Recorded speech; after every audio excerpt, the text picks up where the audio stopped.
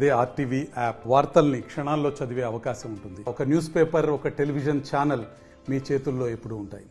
కన్ను కనబడలేదు కాబట్టి ఈ రోజు ఈ ప్రభుత్వానికి కన్ను తెరిపించడానికి కోసం ఈ రోజు ఒక ఆదివాసీ బిడ్డగా, ఒక ఉద్యమకారుడిగా ఈరోజు పార్లమెంట్ కి నేను పోటీ చేశానని 15వ తారీఖున నేను ప్రకటించిన తర్వాత కళ్ళు మూసుకుని చంద్రబాబు నాయుడు పలాసలో ప్రకటించాడు. ఆయన మా ప్రభుత్వం వచ్చిన వెంటనే ఐటీడీఐ విలువపట్టి కేంద్రంగా ఐటీడీఐ ప్రకటిస్తామని చెప్పి 3 రోజులు కూడా మేము 3 సంవత్సరాల నుంచి ఉద్యమం చేసిన రోజు కనీసం ఇది ప్రకటించలేకపోయారు.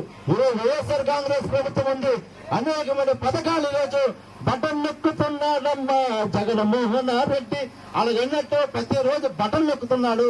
ఈ రోజు మనకి పూర్తిగా ట్రైకర్ రుణాలు ఎవరికైనా వచ్చాయమ్మా 5 సంవత్సరాల్లో? ఎవరికైనా 5 సంవత్సరాల్లో ట్రైకర్ రుణాలు ఎవరికైనా వచ్చాయా? సబ్సిడీ నిధులు వచ్చాయా? ఎవరికైనా ట్రైకర్ రుణాల నుంచి పనిముట్లు వచ్చాయా? ఎక్కడ కానీ ఏ ఒక్క ప్రభుత్వంగా మొత్తం నీళ్ళన్ని తీసుకెళ్లి ఆయన ఖజానాలుగా కదేసుకుంటున్నాడు.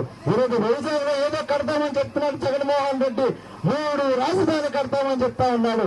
కానీ మాకు ఐటీడీఏ కట్టయ్యా, మేము 3 రాజధానితో దేవుడు అడుగు, మా ఆదివాసి లాంటి తల్లి లాంటి ఐటీడీఏ మాకు కావాలని అడుగుతా ఉంటే కనీసం జగన్మోహన్ రెడ్డికి చలనం లేదు. కాబట్టి ఈ రోజు మనమంతా ఒక ఐక్యతంగా వచ్చి మన యొక్క ఐక్యత చాటి చెప్పి ఆదివాసులు తలుచుకుంటే ప్రభుత్వాలకి బంగారాల ఖాతాల్లో కలిపే శక్తి ఆదివాసులకు ఉన్నదని స్వప్నంగా మీ అందరికి తెలియజేస్తా ఉన్నాను.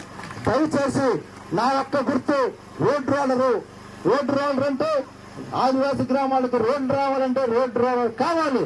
రోడ్ రోలర్ అయితే తప్ప రోడ్లు కావు. కాబట్టి అందుకే నాకు అమ్మవారి దయ వల్ల, అది తల్లి దయ వల్ల, ఆదివాసి తల్లిదం వల్ల నాకు వచ్చిన గుర్తు కూడా రోడ్ రోలర్.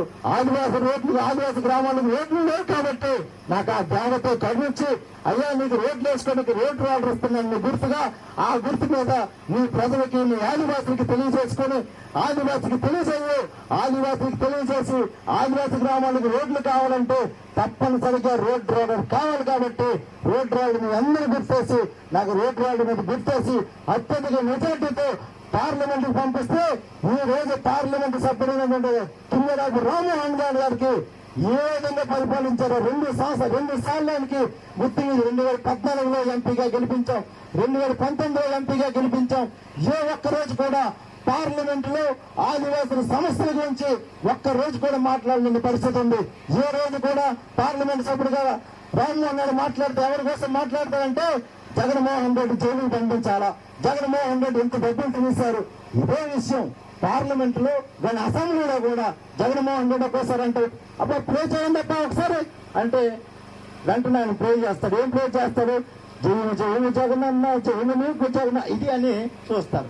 ఈ రోజు మళ్ళీ జగన్మోహన్ రెడ్డి గారు మళ్ళీ ఓడిపోయి చంద్రబాబు నాయుడు గెలిస్తే అయ్యా నువ్వు ప్రే చేయంటే కోడికత్తి సీలు గురించి ప్రే చేస్తారు.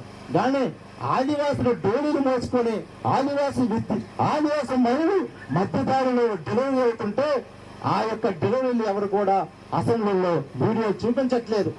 ఆదివాసులు రోడ్లు లేక, తాగడానికి మంచినీరు లేక, పొలానికి నీరు లేక, పోడు వ్యవసాయానికి ఒక్కొక్కసారి నిప్పంటిపోతుంటే అగ్నికి ఆహుతవుతా ఉంటే అలాంటివి పార్లమెంట్ లో చూపించట్లేదు. మరిన్ని వీడియోస్ కోసం ఛానల్ ని సబ్స్క్రైబ్ చేయండి. లేటెస్ట్ అప్డేట్స్ కోసం వాట్సాప్ ఛానల్ ని ఫాలో చేయండి. అండ్ లింక్ డిస్క్రిప్షన్ లో ఉంది.